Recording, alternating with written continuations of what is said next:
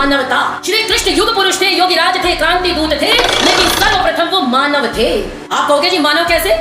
हम भी तो मानव हैं, जिसके 2 पैर हैं, 2 हाथ है, 4 पैर तो नहीं है, 4 हाथ तो नहीं है, तो हम मानव ही तो हुए। श्री वेद भगवान का आदेश है मनुर्भव, मनुष्य हो जाओ। तो मनुष्य कौन है? महर्षि देव दयानंद सरस्वती कहते हैं जो मननशील होकर कार्य करे, मननाथ मनुष्य, वही मनुष्य है। जो अन्यायी बलवान से भी न डरे और न्यायकारी निर्बल से भी डरता रहे, वो मनुष्य है। श्री कृष्ण के जीवन में देखिए, अन्यायी था, अत्याचारी था दुर्योधन, उन कौरवों के पक्ष में श्री कृष्ण नहीं गए, लेकिन निर्बल थे, उनसे ज्यादा बल वाले माने शरीर का सामर्थ्य नहीं, शस्त्र का सामर्थ्य नहीं, लेकिन उनके पास राजपाट था, इनके पास राजपाट नहीं था, फिर भी श्री कृष्ण धर्म के साथ रहे, इसलिए श्री कृष्ण मानव है। और मानव है इसका मतलब ये नहीं मनुष्यों से ही प्रेम करते थे। उनका एक नाम था गोपाल। क्या नाम था जी?